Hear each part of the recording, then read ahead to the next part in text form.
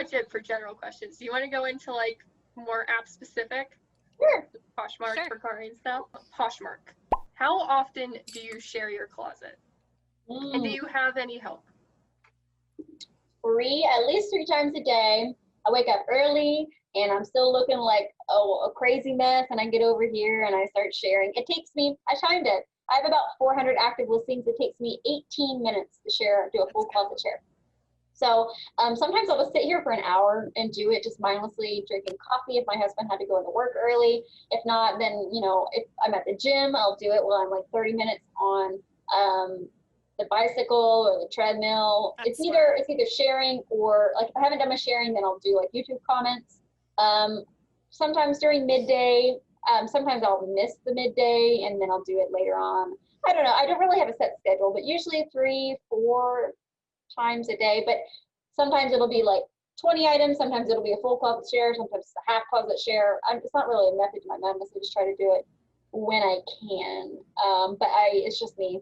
I have a VA that does it, and they share it like every 4 hours, and then it's a full closet share. It's really helpful because before I had somebody sharing my closet, like I would not see nearly as many sales on Poshmark. It's kind of crazy how much sharing impacts the amount of sales that you make. Because like the second, I know when he's sharing my closet because I can see the notifications coming in of people liking my items. It's just, they go hand in hand.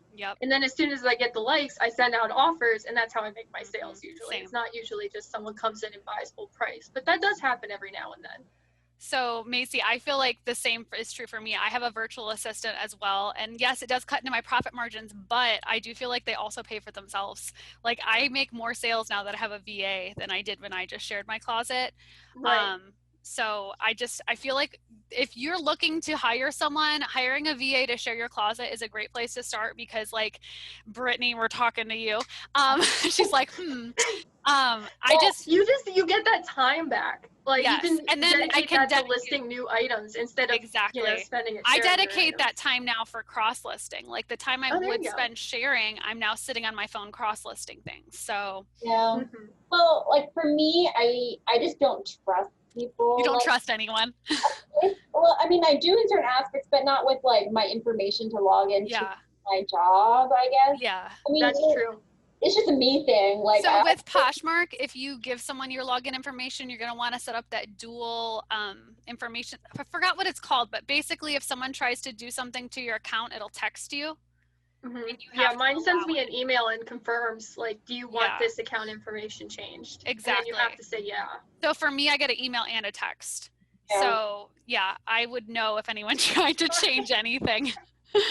Yeah, I don't know. It's just, it's something that I don't feel like is essential for me right now. Like, for sure. The 18 minutes, like, it is what it is kind of thing. Yeah. Like, I take a break because cross-listing is my listing. So I just don't even think that it's cross-listing. It's just my listing for resale. That's what you do. Exactly. But when I'm like, I need a break, I'll just go over to sharing. Like when my brain just needs to switch activity. Actually, yeah, that's true. I didn't hire somebody until I had 500 or 600 listings in my closet. I did it myself for a really long time, just because it wasn't that much of a pain. Yeah. Until I had that many listings, and then I was like, all right, this is. Yeah. Once I hit 500, I'm like, I'm hiring someone. I can't handle this anymore. Yeah. How many? I mean, it was messing with my mental health. Like I was so sick of sharing. Like I was almost angry about it. I would complain to my husband. Like I'm like, I can't handle this. Like such a waste of time. It made me so mad. My husband's like, why can't you just watch TV, honey? And I was like, I can't. I have to share my Poshmark closet 24/7. Yeah. So, I have 530 listings right now. That's good.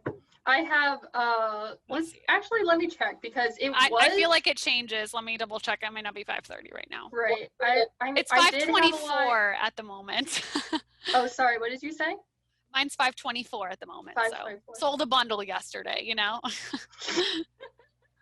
Oh, those darn bundle sales bringing down my active listing number. I have 415 active available, not active. Available. Yeah, I have 615. Woo! That's awesome. What's your total value? 18,994. What's your good? I don't know. Mine's 16,652. Such an arbitrary number. Like it doesn't really mean that much. Can I just cash out right now? Can I do that? Right. I'll take that, please. Well, mine's a lot, but I think it's because I have a lot of multiple listings and stuff, but it's 34,000. Woo! Wow. It's all those big dollar things you just got retail arbitrage, man. Yeah.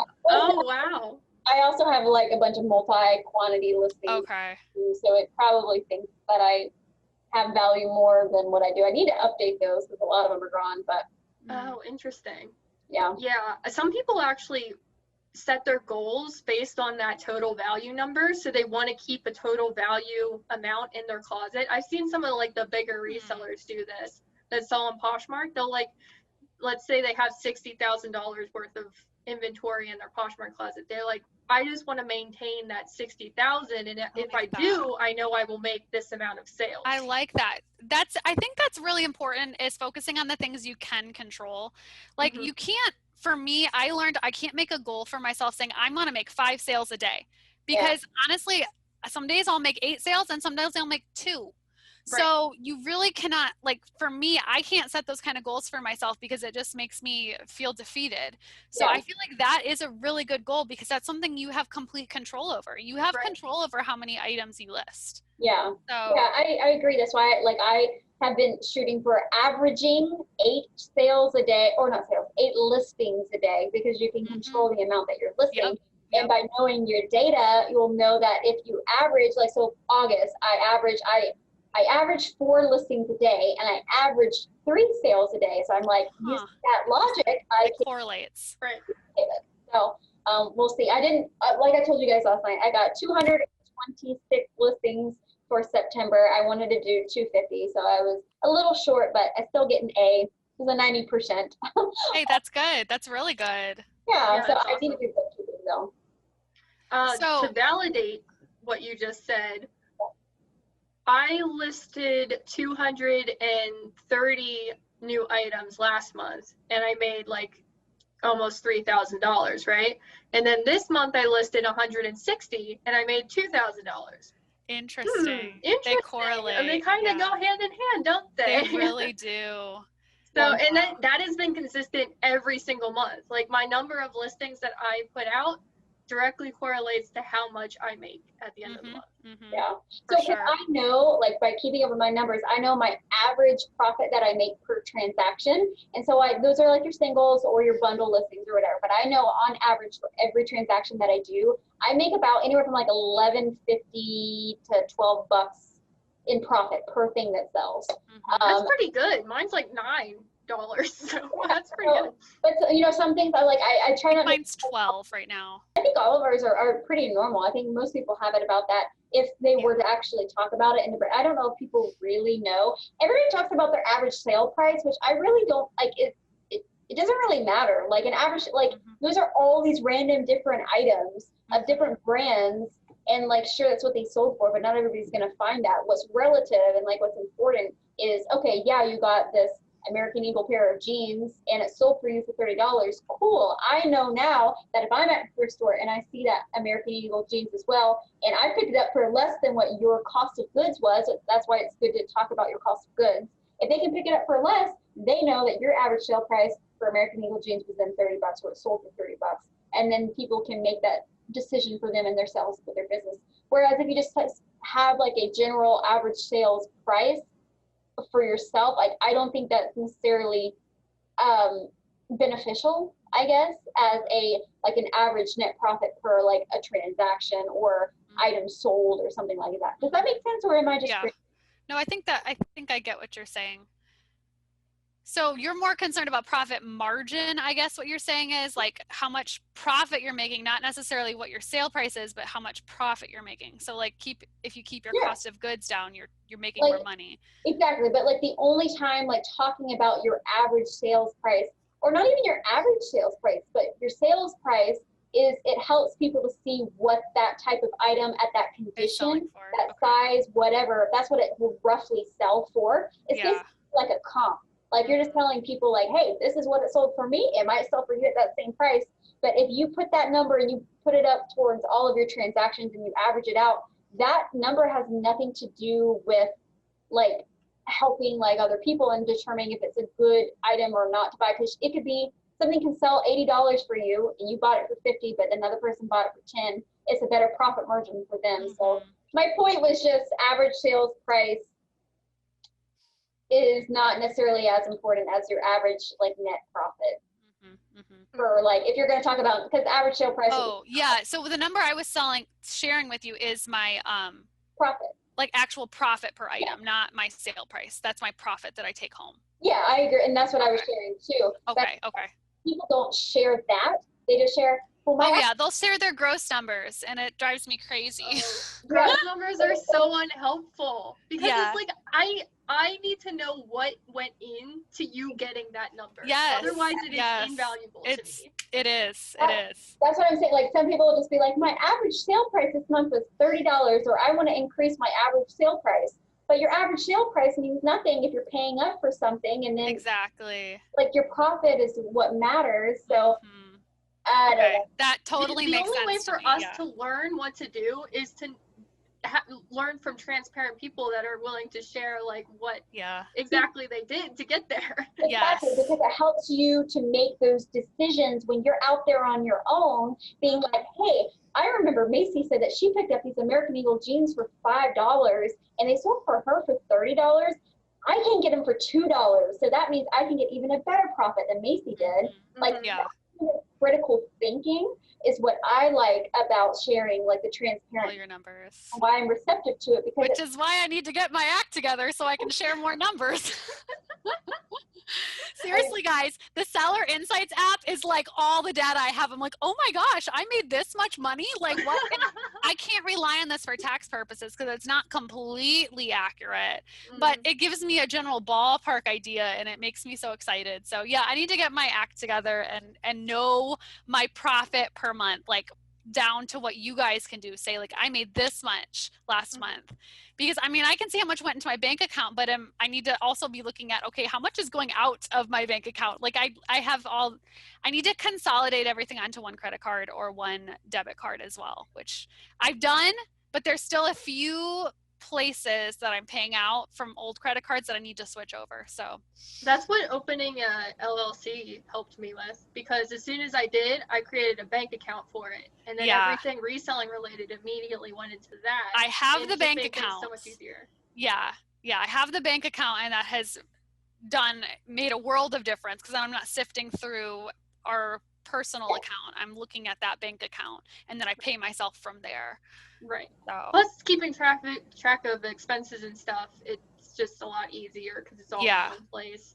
Yeah. So, and you might forget you spent money on reselling related stuff, you know, and then you look back at your bank statement and you're like, oh, right. Yeah, I did buy this thing to resell.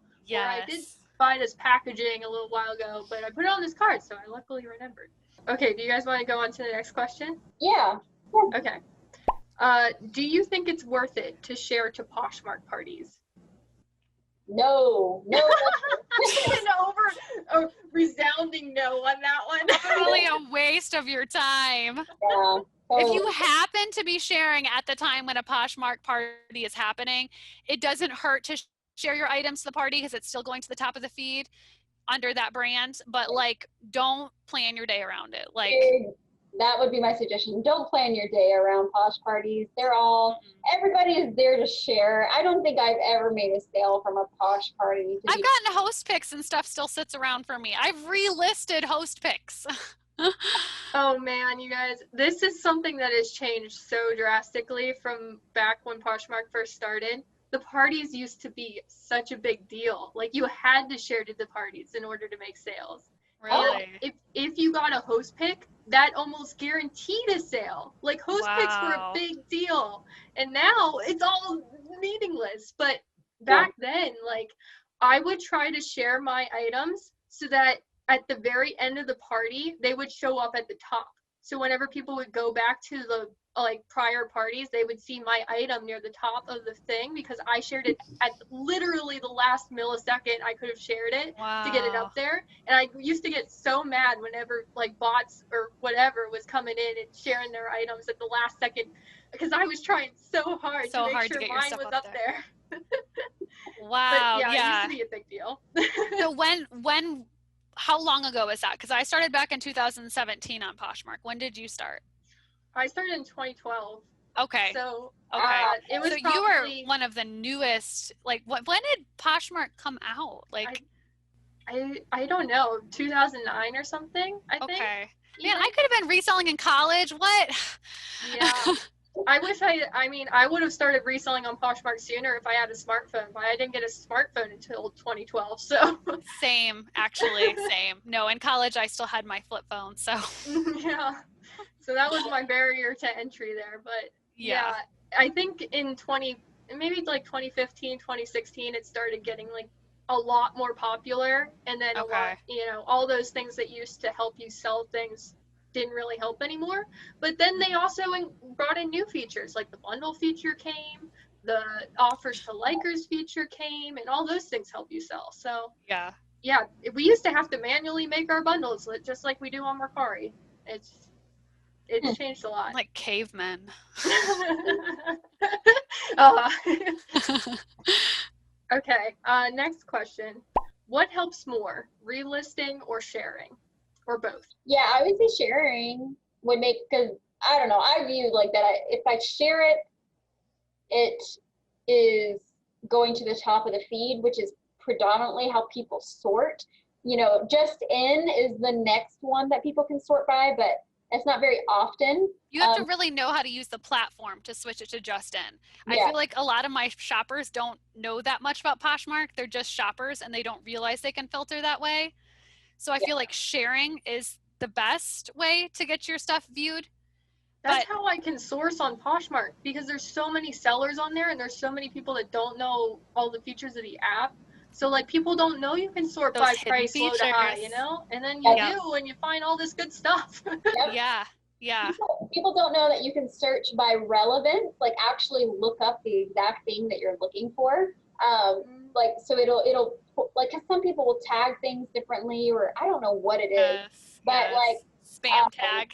yeah. So I do, when I'm sourcing on Poshmark, I'll look up relevance, because if it's just like just in or just shared, it just is based off of the other little brand or filter category things.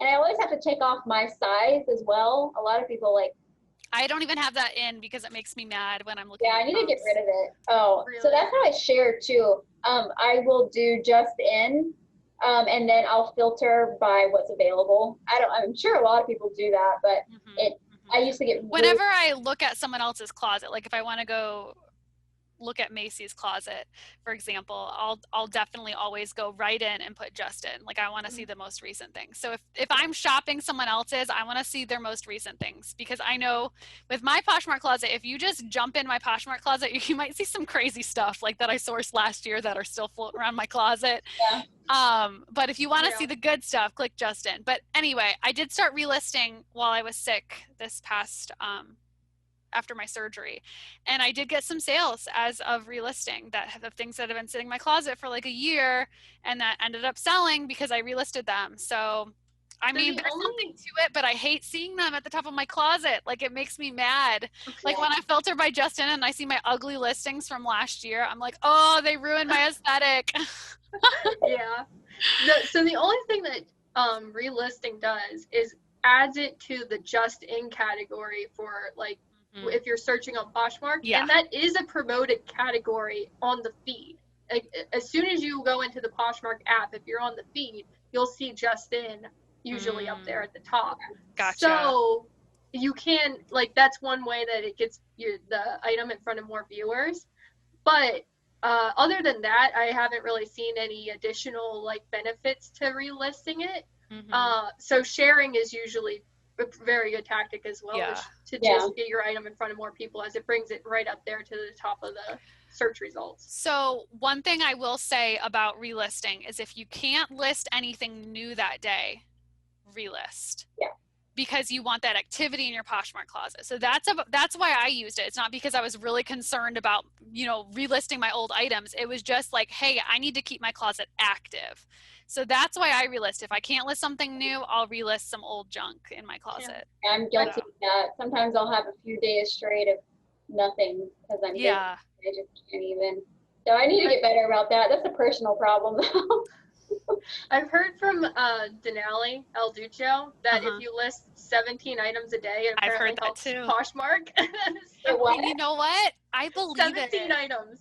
If you list 17 items a day, you'll get like a boost. It in makes the Poshmark. algorithm happy. Maybe I'm like in telling- the feed or something, because Yeah. I told you guys in the group chat, I am like very confident that That's for what just general happened. search, Remember when- it's straightforward with just the just shared. That's true. That's what freaking happened to me. Remember I told you I had like 10 sales and 12 sales and 14 sales the next day?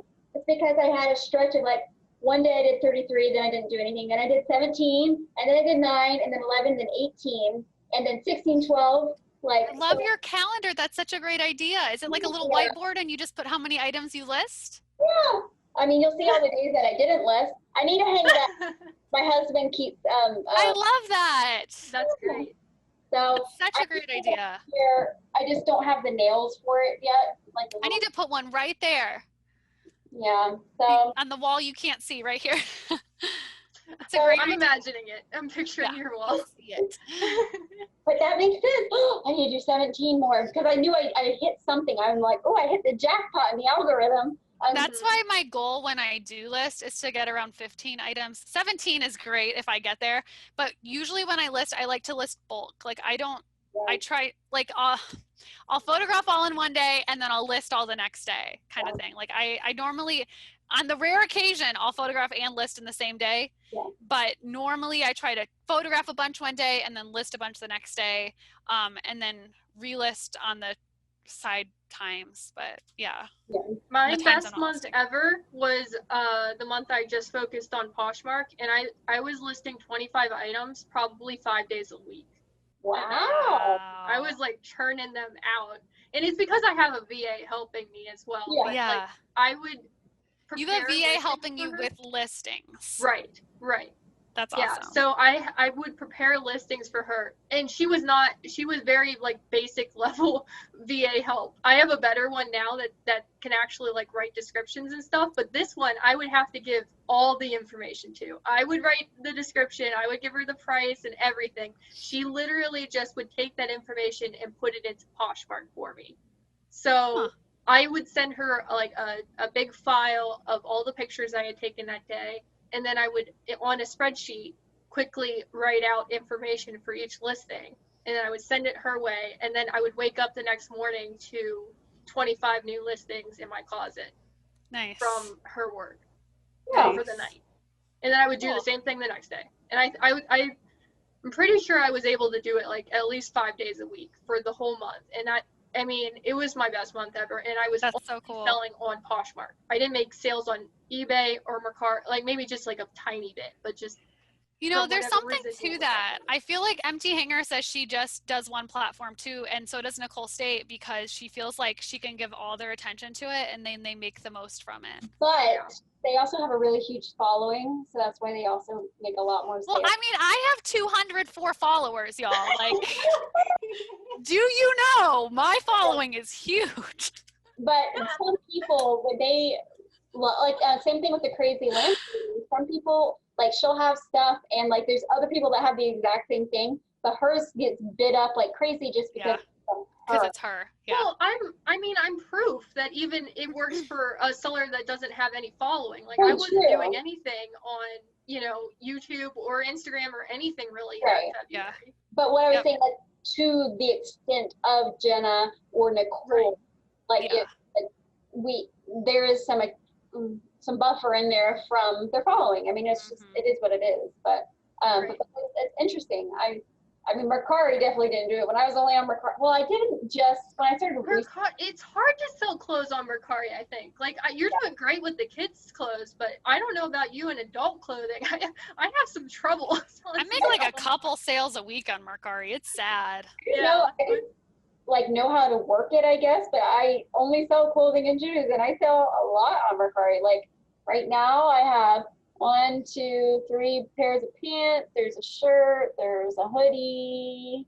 There's another hoodie. Pants. your average sale price on Mercari? I feel like mine is really low. Like I make low dollar sales over there. I don't look at that. Here, I'll tell you the prices. 25, 20, 15, 28. That's good. That's good. 20. And that's with the buyer paying shipping. Yeah, always. Wow, that's really good, Brittany. Like I'll make like a $10 sale and buyer will pay shipping. But like I feel like that's like my general, I don't know. Every now and then I'll have like a random great thing that keeps me on Mercari. Like I sold a bomber jacket over there for $250 on Mercari once. Wow. And that was I've never really sold exciting. anything like that. Yeah. Wow. So So I think we'll just skip right to the Mercari question since we're talking about it. But Brittany, what do you do to make Tell those us sales? all Like, your are they all secrets. offers to likers, or like how are you getting that many sales with clothing on Mercari? Let me think. Let me go through them to see how they sold. Like, 'cause I'll are remember. you selling a lot of athletic stuff? Or like All is there stuff, like like a certain type of thing? Everything? I sell athletic wear everywhere. I go out of my way to pick it up. Jeans, like I love my jeans. I talk about it every single month video. Anytime I talk about anything reselling. You've got me picking, both of you have me picking up more jeans. Yeah, jeans. I love my jeans. They're so easy to list. See, I hate them, but I've started selling them like crazy lately. I love them, but I also so I do jeans. Activewear is a big one. Like it always just sells really well for me. I pick up a lot of men's stuff and like all source like Patagonia, but like I just put whatever on there. Like I don't even think about it. When I list or when I'm cross-listing, I'm listing. I'm listing, I'm cross-listing. I don't even think about the different platforms and I just put it all everywhere and wherever it sells, it sells. Let's see, like some people, so I'll do my promoted listings. So you get 10 free promoted listings a day. Either I'll do a few very early in the morning when people are like getting ready for work or they used to take their kids to school and it'd be like a cold morning and they're like, we need a jacket. And then mom looks at it over like coffee or whatever. Like I would sometimes get morning sales, but then evening, anytime from like 6 p.m. to like 9 p.m.-ish, 10 p.m.-ish Eastern time, and then, whatever the equivalence is for all the other time zones, I would do the promoted listings there, and people would like it. I would send offers. You can only send an offer every 3 days on an item, but I noticed that. I'm just actively in there. So I'm probably on Mercari like 1 to 2 hours max a day. I think I can look that up now, right? Like, like on iPhones, you can do screen time or something. Yeah, I probably spend like 5 minutes a day on Mercari, so. Oh, that's so interesting, Brittany. Can you see for the Mercari app how much time you spend on there? Yeah, so. Where do you find this at? I need to do that. Screen time. Today, Oh, screen time right here. The average is 24 minutes. I told a lie. I thought I was on there way longer. But so far for the week, I've spent 2 hours on it. Oh, it's hard to see. But my average. Oh, this isn't going to be helpful for me though, because I do all my Mercari stuff on the computer. So my app time is going to be super low. But so when I only do promoted and offers on my phone. 45 seconds. What? That's today. Let's look at yesterday. Is there a way to do all time? Can you do this week? Week. There we go. Mine says an hour 37 minutes for this. Mine's week. an hour 25 minutes. So but Poshmark is 4 hours and 31 minutes. Mine's 6 hours and 51 minutes. Oh my gosh. For the week? Yeah. Okay. But I am happy to see that Poshmark and text messages are my top used categories, and it's not like social media. Like I'm glad to see Facebook and Instagram aren't at the top. Are they at the top, Macy? Mine's YouTube with 9 hours and 11 minutes. Oh my, well, you're watching stuff passively while you're doing other things, right? Yeah, probably. Yeah. Still. YouTube. See, I watch YouTube on my iPad or my TV, so that's not going to show up on here. But yeah, YouTube is always on. YouTube is always on my phone when I'm listening, doing pictures. Sorry, that sounds so bad. I always do this all the time. I always have it playing, and then also with the comments and stuff too. I average 3 hours and 44 minutes a day on YouTube. So far this week, I have 18 hours and 40 minutes on YouTube. That's bad. Wow. No, it's not bad. Trust me. I I sure probably if you have 8 included my hours a day web on time, YouTube. it would be right up there too. Yeah. But to be fair, like I will have it on. Like I might not even be watching this. Like yeah, I'm just listening. I'm giving other people those watch time hours. I'm helping out the community. Yeah. Exactly. I did the math yesterday. If 60 people watched 1,000 hours of my content, I would be monetized or something Well, like I'll that. be one of those 60, Macy. Oh my God. All of your videos. I watched yours last night while I cooked dinner. Aw, thanks. Yeah, I I watched watched yours it this last night morning. too. I watched it this morning when I had my coffee, so I could actually like watch it all the way through without being interrupted. See, there's certain videos that I'm like, oh my gosh, I have to give this my full attention.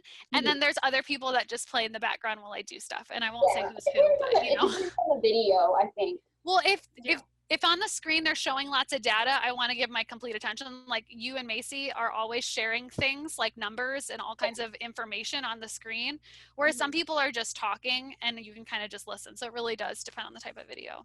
Yeah, so what was it like? I do all of my Poshmark sharing on my computer because I have to do it with the mouse. So that way, like, it was the Makes it same amount of faster. time as Mercari because I just go in there to send offers to likers real quick on my phone or to do whatever. Or like the occasional, I haven't gone to the gym this week because my chest muscle, I pulled it. So normally it probably would have been higher. But the Mercari, I do Mercari pretty much only on my phone, other than shipping, and that's really quick. And that is when I do my offers to likers, promoting, blah, blah, blah. So I really only spend 20 minutes a day. So 10 minutes in the morning, maybe 10 minutes at night, or just throughout the day, sending offers and stuff. So Brittany, do you relist on Mercari? I should do it more. I've done it in the past, but I don't anymore. I started just trying doing activity on my old listings, and that's working better. I'm going to try both of those things. I'm going to edit a bunch of stuff. Yeah, you should try it. Yeah. So, Macy, do you use your phone for pictures for Poshmark? No. You have a camera? I actually have a fancy camera back there. Okay, so you like and a Brittany ring light. both use cameras, right? Yeah. Okay. It just sits there in the ring light. This is what I use. This is my picture taking camera, and this is my blogging, my YouTube camera. This is my YouTube. This is my Poshmark. This is my personal. This is my everything. I know. I even edit my videos on here. It's okay. That's what You don't know how you edit on that tiny screen because I can barely carefully. edit on just my laptop. I have like a desktop computer here, and that's what I use to edit because there's so much screen It's so space. hard to cut something out. Like if I say something stupid really, really fast, it takes like so many tries to like cut out that little Oh tiny my portion. gosh. Like I almost need to probably use a stylus so I can be more like exact when I cut stuff out. Or just do it on the computer. Yeah. See, here's my thing. Like, I want to invest in all those things, but I'm so cheap. It's like, I want to make money before I invest, but maybe it's time to invest. Maybe I'll just tell my husband, don't buy me anything this Christmas. I'm buying myself a camera. Well, when you do, use my link. Yeah. For your Amazon to get like a kickback or something? Yeah, or what? I think it gives me like, for the camera, it's like even way less. I think it's like the max like that I've ever gotten is like a 4% kickback. So I've had a few people like, hey, 4% on $100, that was like $4. So yeah, it depends on the camera. My camera that I got with the microphone included, and then I got a different lens. I think I spent like $700, $800 on that all. Yeah. And then I also bought a new desktop computer earlier this year because of quarantine. Me and my husband both needed. We're desktop people. We're not laptop people. yeah, I'm a laptop girl. And so we had to get another desktop. But this is expensive. That's true. My computer was a great write-off for me last year. So maybe it's time to invest in a camera and call that my write-off for this year. Because I don't really have any huge expenses from this year. Like last year, I bought my computer, I bought my inventory storage, I bought my lighting kit, which was a Christmas present, but since my husband bought it, it was also a write-off. Yeah. So now this year, maybe I should make a big purchase before, December's over and buy myself a camera. Good. I mean, it's not necessary. Like, I just have always dreamed of like doing YouTube, and I'm like, I am treating it 100% like a business because this is what I genuinely want. And because I do want to branch off to even more than reselling later. I think I told both of you about it, but I was like, you know what? I'm just going to invest in it now because that's what I really want. Like, I just get really giddy like when I see something like come together like this.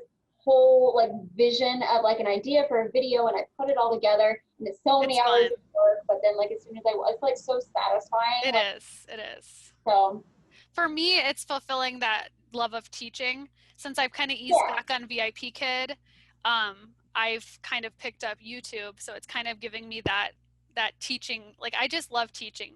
It's a passion of mine that I could never give up. So I guess because I've eased back on VIP Kid, being able to pick up YouTube is just fueling that desire. So I agree. I feel like I've picked up, like I've learned that I'm like a teacher at heart too. I really enjoy teaching stuff. You do.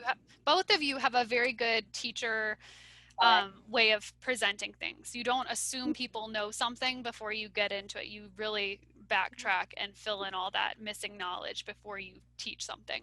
I feel like I'll watch some YouTubers and they just assume people know too much when they're sharing. You got to kind of assume that they know nothing sometimes. So yeah. It's just like a big creative outlet, and for me it's like my only like social community thing. Like I don't have social media, typical social media, so that was a big aspect of me wanting to do that, connect with the reseller community.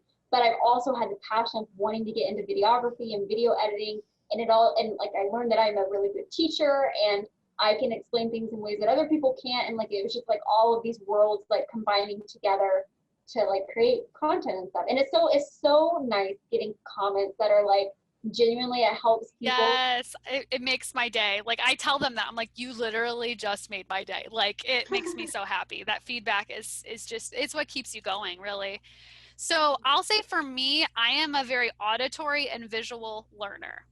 And I also learn by just jumping in and doing something, like, so kinesthetic. But as far as like reading and writing, that's not how I learn. Like sitting down with a book, if I were to read a book about Poshmark, it would not help me one little bit. If I were to just listen to a podcast of someone explaining Poshmark, it wouldn't help me a bit. So I guess that's why I wanted to get on YouTube, is because like literally everything I know, I learned on YouTube. Like everything I know about Poshmark, I have learned from someone out there on YouTube who put time in to share that information. So I know everyone learns differently. Like I tried Instagram and like honestly I forget to post. Like I cannot keep up with Instagram. I don't enjoy it. Like writing out long paragraphs with tips and all that, like no, I hate it.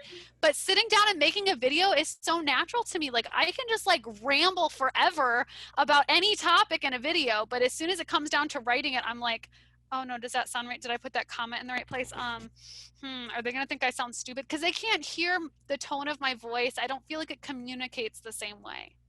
Yeah, I completely agree. And I'm the same way, where like if I want to know about something, and sometimes I'll find an article about a certain topic, and then I'll be like, I wonder if there's a YouTube video about this. I would learn so much better if I just watched a video. Plus, it's just so much more fun to watch a video than read an article. Like, it's. Yesterday, I for some reason wanted to learn about Schrodinger's cat. I don't know if you guys have heard of that, but it's like some physics concept. Oh, and okay. I was reading about it on like Wikipedia, and then I was not really getting it. And so I wanted to look up a YouTube video, and I still have to do that because I want to know more about that topic. Yep. But I'm sure there's a great YouTube video out there about that physics concept that I can only learn by watching a YouTube video. Exactly. And not reading an article about it. So I had, students before who I could tell were very auditory and visual learners. And in the classroom, when like they have to read so much, it was hard for them to learn. And like their parents were getting so frustrated with homework time. And I was like, hey, you need to get them audiobooks so they can listen and they can follow along with their eyes. That's what's really going to help them. And I had some readers who were like very reluctant readers, but as soon as they could start hearing and following along with their eyes, they all of a sudden loved it.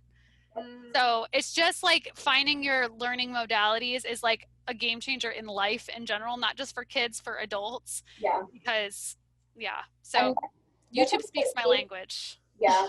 I try to cater to that, like with my style of editing as well, because some people can just listen to me and get it, but some people need to listen to me and see like the numbers that I'm talking about, because you can talk about numbers all day long and like it just gets jumbled in my mind. Yes. And so sometimes I'll leave constructive criticism on other people's videos, and most people take it very well, but it's like doing that simple pop-up of that number just clicks just a little bit more for a lot of people. So I think that's a really good aspect to implement in a lot of YouTube videos as well. If anybody who's like wanting to do that. I think all three of us do that already. But it just helps to cater to all those videos perform better for me when I put those little blips in the corner. So I'm getting back to that in my like haul videos. I'm kind of delaying them now so I can show how much I listed it for, because I feel like that just adds an extra layer of value when they see that. Whereas I stopped doing that for a while and I just felt like I wasn't giving as much value in my videos. I was just going through stuff and people really had no idea what I was going to list it at. One thing I will say as far as constructive criticism for people out there on the YouTube world, if I'm watching a video and the background music is too loud, I will X out of that video, because if I am if my brain is having to focus so much on their voice to black out that background music, I can't focus. Like, it drives me insane. Like, you can do background music, but it has to be super duper quiet, like to where almost you don't realize it's there unless you think about it. Yeah. That makes sense. What do you think about mine? Because I'm always messing with it. I think yours is good. It hasn't really bothered me before. Okay.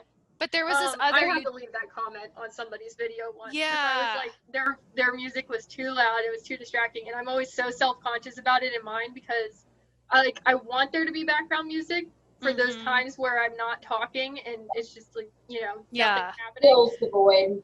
Right. But then I don't want it to be too loud to where you can't hear me. So I set it to 25% on like my meter. Like my voice is 50% and my music's 25%. That seems to be a good match. But if it's ever too loud, I'll let you know. Okay, thank you. That really is my pet peeve with YouTube videos. Yeah.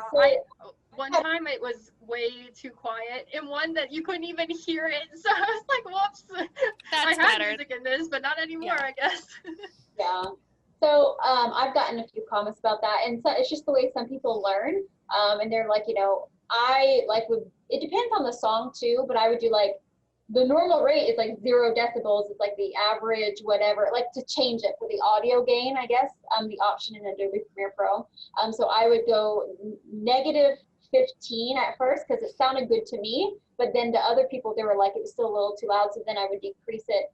And then for one person, it was good, but then like I got a comment the next time, they were like, hey, I'm older, and it's like, it's still like, it's harder for me to hear. So I just completely got it down to like -30 decibels. Okay. I think maybe one of your older videos I watched, Brittany, it was kind of loud, but from all your recent ones, I haven't had any issues with sound. I will say my husband, he can play the volume up super loud on everything. Like, he can watch, I don't know, he likes war movies, and there's always that loud background noise in these war movies, and it's like, to me, it's like piercing. Like, I literally can't handle this. Okay, have you guys ever seen 2001: Space Odyssey? It's the worst movie ever. It's the worst. Heard of it. I hate it. But like, there's organ music in that movie. I saw it in theaters with my husband last year because it was like big screen. It was coming back. Like, it's an old movie, but they were putting it on the big screen. I tell you, I felt like I was going to die in the theater because of just those high pitched sounds. Like, were like nails on a chalkboard to me. Like, I don't know. I just have very sensitive ears. So yeah. I always get frustrated when I can't hear the people talking. Like, sometimes I have to mess with the volume in movies to turn it like way up or way down, because sometimes there will be really loud music and then I turn it down. Yes. Then somebody will talk and I can't hear them and I have to turn it up. And I'm like, oh, why can't I just hear the people talking? Bad editing skills. Come on, Hollywood. Yeah. I think it might be our sound system too. We recently got like a sound bar for the center that specifically focuses on the people's voices, and that has really helped. Okay, that's cool. Interesting. Yeah, so I've just been trying to, that's something I've been like, that's not something people can see every week, but that's something I've been working on more, is like the audible side of my videos. So yeah, I think that like maybe my first 1 or 2, when I first started learning about background music and stuff, like it was way too high, but I've progressively gotten it low. And I think -30 below the normal point is like that nice enough to like fill in that back voice. I just don't like that. Like, silence has a noise to me and I hate it. Yeah. So for me, I get lots of background noise because of my neighborhood. I get lots of cars that drive by, and you can hear that in my videos. Like, I notice it. I'm like, oh man, I hate that. Like, every now and then a car will drive by who's just got their motor up, like, revving their motor, and it drives me insane. Or it'll rain. Like, it rains every day. It's going to rain here any minute now. So that's what, like, maybe I should implement some music to kind of cancel that out. Is that a thing? I mean, I probably need a mic, but Yeah. I mean, I wish I could hook this up to my phone. I mean, I, so mine's an external mic for my camera.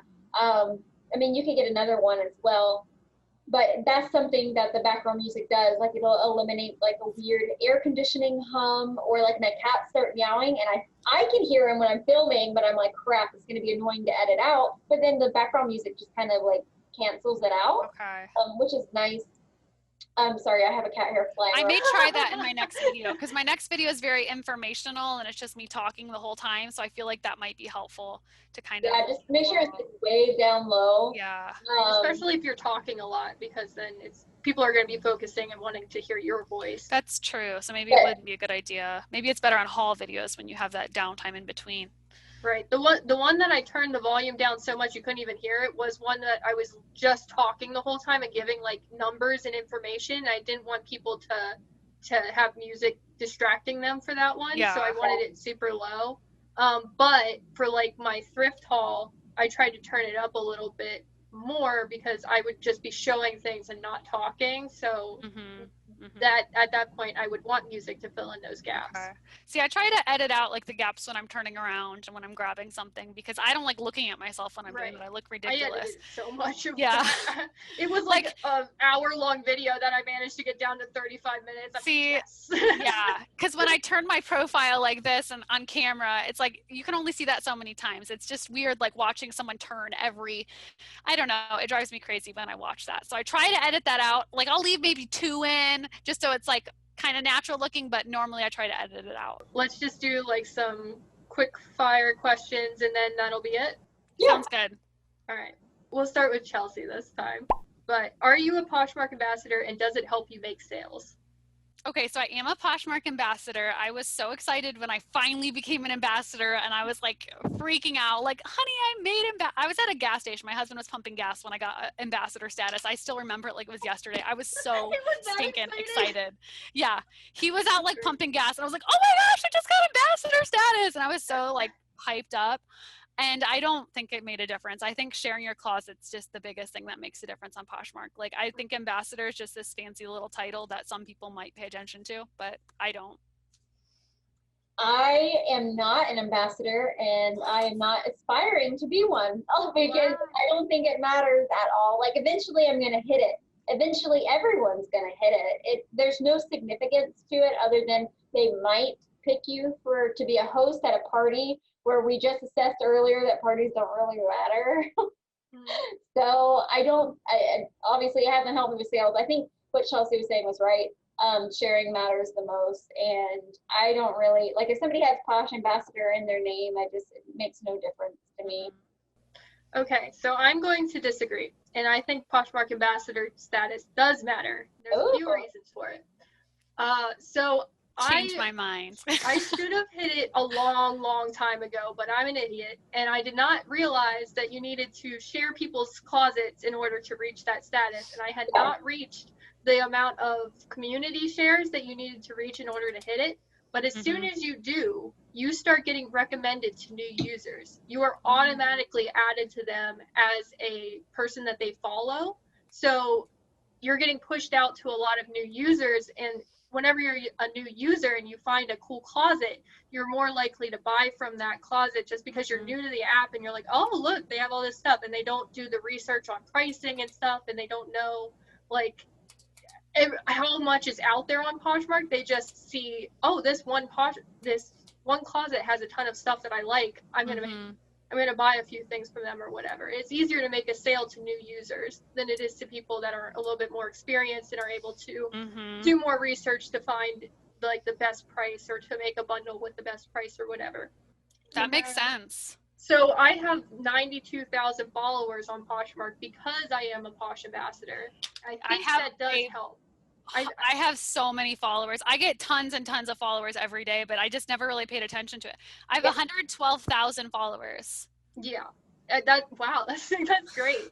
Yeah. I think it helps a little bit. It's not like a huge deal if you don't have a lot of followers, because sharing is by far the most important thing you have to do to make sales, but it does help. And closets that I've seen that have 200 plus followers, like 200,000 plus followers, do make a lot of sales. Huh. And so the See, other I guess thing, I just hit ambassador status so long. Like it was like 2017. Like I hit ambassador status like a month after being on the app. So it's hard for me to really gauge whether that helped me because I was so stinking new to the app and it's just barely it's listing. just always been part of your process. It's been kind of part of me. Like when I went Yeah. full time, I was already an ambassador. So maybe since you got it recently, you're actually seeing the results of it. Whereas for me, like I just never really noticed because it's always been there for me. Like to me, that was like my goal. The second I got on Poshmark, I'm like, oh, there's an ambassador thing. I want it. So like I worked my butt off to get to that. Like I even bought something because you have to buy something to be an ambassador. I think you have to make like at least one purchase on Poshmark. So you haven't bought anything on Poshmark? Were you just selling? I was just selling. I hadn't bought anything. So I bought a cat t-shirt because it was so cute. Oh, I mean, sorry. Whenever, I'm sure I'll get to there soon. I think I only need like 500 more community shares or something like that. So if I see a difference, I'll definitely let you know. But as of now, I don't think, I don't value it any more than anybody else. Like if you just have what I want, then you have what I want. Let's see, how you need 5,000. I don't value it, but I didn't realize Poshmark was recommending me to people. I'm learning things from Macy. Like I didn't notice that. Like I do get a lot of followers. Like every time I log into my phone, I have new followers. Yeah, but that makes sense. I wasn't realizing and linking that together, I guess. But there's a second reason that being Posh Ambassador is good. It's so you can participate in like the coffee and chat things that they put out. There's lots of different like Poshmark promotional things that they put out that you can participate in by being a Posh Ambassador. Plus there's certain like promotions and stuff that are I've co-hosted a party before. Like there's a ton of like those little things that they'll throw in there. So there's opportunities to get your closet out to a lot of different people. Plus there's actually like some sort of what is it? They'll pay you to like make Facebook posts or YouTube videos or yes, Instagram I've done that. I've gotten paid like probably $30 in the past for You've done it before? I've never tried it, but I thought that was kind of cool. Are they still offering that? I haven't even checked recently. I don't know. Well, now that I have a link I looked at it probably a month or two ago and they were, so I don't know. Okay. Yeah, I did it back when they were offering cash for it. When they started, I guess, making it to where you get credits, I was like, I want the cash. So I stopped doing it. But I have a friend who did that, and she got like a free Kate Spade purse off of Poshmark because she did all of the posts that she possibly could. Oh, wow. That's cool. Yeah, she just saved all her $10, $20 here and there for those posts, those ad posts.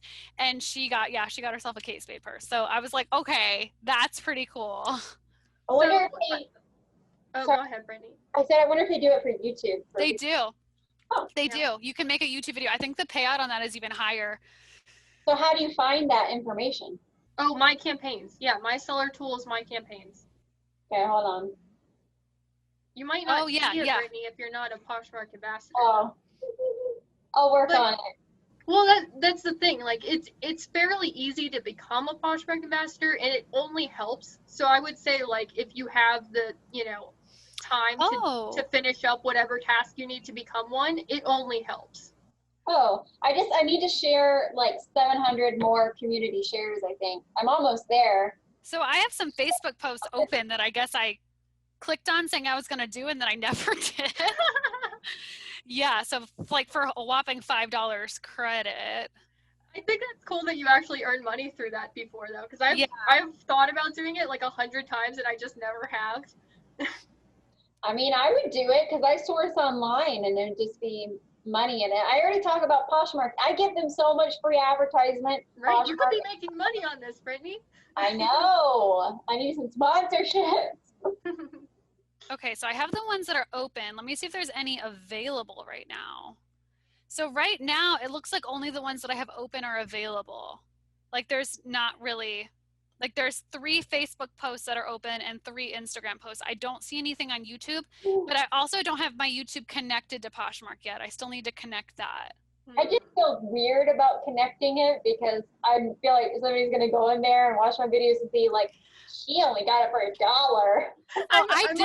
I'm a little bit concerned about that because I literally put in this business card with like every single package. It has my YouTube and Instagram. You can't see it because it's too bright.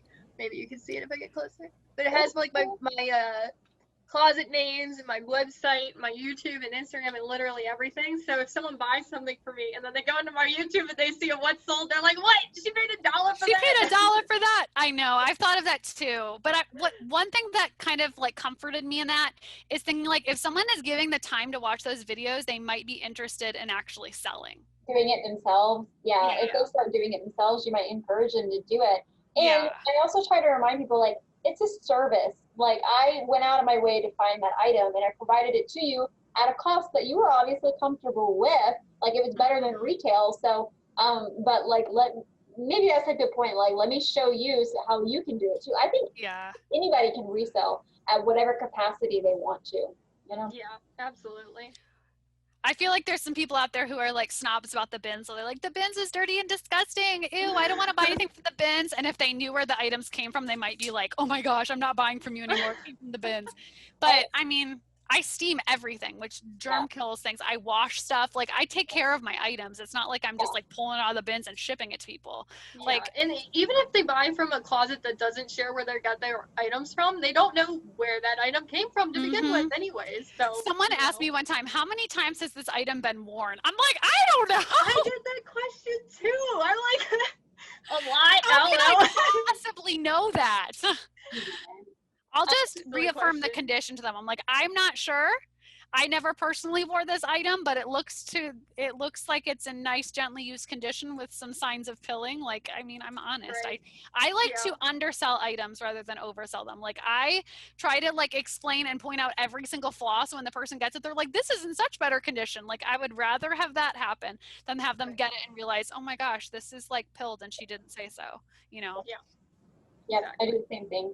I don't know. I don't think it picks up my microphone sometimes, but I do the same thing. All right, Macy, you have opened my mind to the possibility of ambassadors making a difference. I never even thought that deeply about it.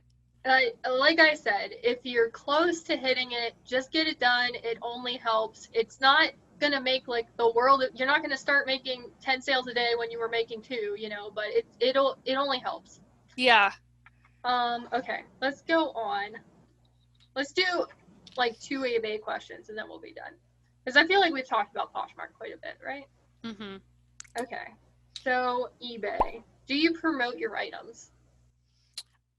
Randomly when it'll pop up in the app saying, hey, promote these items. If I realize it's not getting any views, then I'll promote it. But I don't promote it from the beginning. And I only do 1% promotion. Like I don't do any higher than 1%.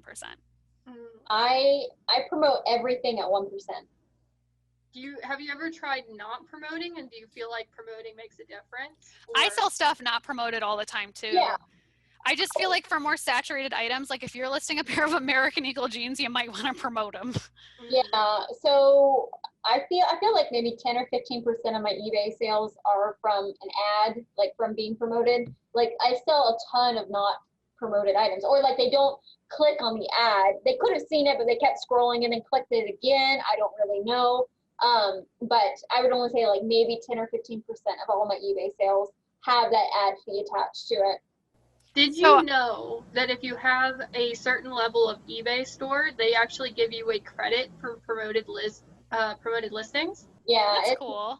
Yeah, so I promote all my listings at 1%, and then this past month, whenever I had the 1,000 item eBay store, it gave me a credit for all of the promoted listing fees that I had incurred over the prior month. How much? So I hadn't gone over like the certain amount. I think it's like $25, $30 maybe. And I didn't go over that. It was under that. So they just credited the whole amount back. Wow. Yeah. Macy coming in with all the solid facts and tips. Yeah. Get those That's promoted awesome. listings out there. The free. Yeah. So maybe I'll do a test in October. Maybe I'll promote everything and just see what happens. Yeah. Check now that I have a store, eBay can I store mass edit? level. What? Now that I have the store, can I mass promote things? Like, can I click one button to promote everything? Yeah, you can bulk edit. That's amazing. I've never done that. Oh, yeah, it's good stuff. You can try all sorts of different things. You know, if you want to try one thing for a month and then you want to try something different for a month, you can just bulk edit all your listings and change whatever that one thing is that you want to change. All right, I'm going to promote everything like today. I think I'm going to do that and give it a shot for the month and see if my sales go up. It is harder to find when you don't have the premium store. Like when I had my basic store, I had to go through the classic view instead of the newer view. The newer view, it was like I would occasionally find it. I think now they have it like after you list something, it'll pull it up. But before then, like I had to go out of my way to find the way to bulk or to do a sale. But now that I have the premium store, because I just upgraded, now it's like all on my home screen. So. Chelsea, I'm not sure. It might only be the premium store that gives you the credit. Oh, yeah. The credit, I think the credit only comes with premium. I didn't see that in my options yesterday when I was looking. Because I just I did the same as Brittany. Where I mean, I'll pay extra because they only charge you for the promoted listing fee if it actually sells. Yeah. Which is really nice. If it sells, like if somebody clicked on your item and they buy it within 30 days, then they charge it. So they could have seen it and not buy it till 2 weeks later. So, yeah. Interesting. Yeah. Huh.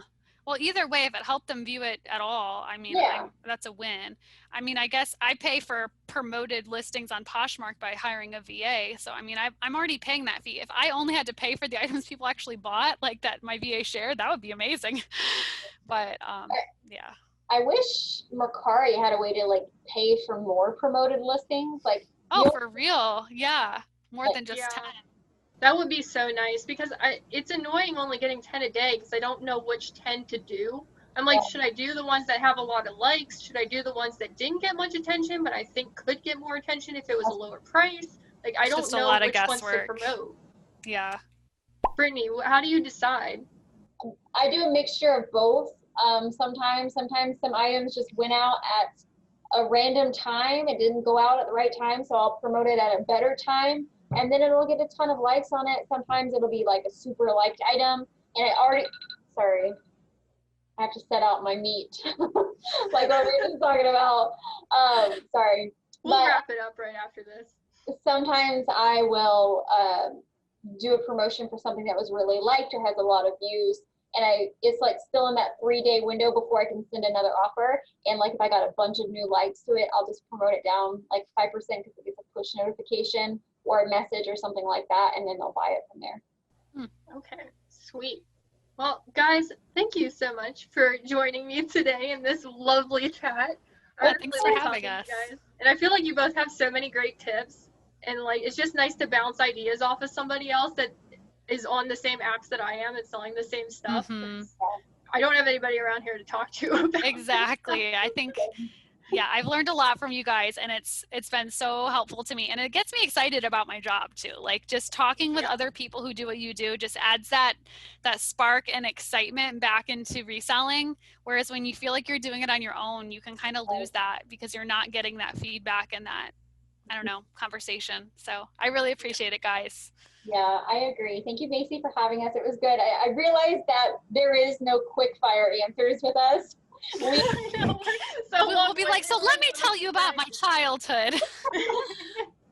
We need to do another one of these, maybe on Chelsea's channel next time, where we just go into more of the topics, because like there's so many things that we chatted about over text that were great tips that you should put out there as well. You know? So I want to do it on my channel, but I don't know how to edit, y'all. So like if I'm filming this on my computer and I can't edit anything, that's scary.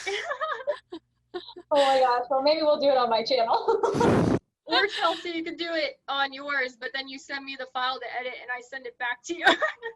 There's an idea. Get free labor in there. I'll buy you a couple coffees or something. Oh yeah, that's nice. $5 Starbucks. I'll buy something from your Poshmark closet. I'll pay you somehow. Let me tell you, I would appreciate that. But yeah, I definitely want to do something with y'all on my channel. Yeah. So we need to do that sometime. Maybe after she turns off the record, I'll talk to you about that. Okay. All right. Thanks, everybody. All right. Thanks. Bye. Bye.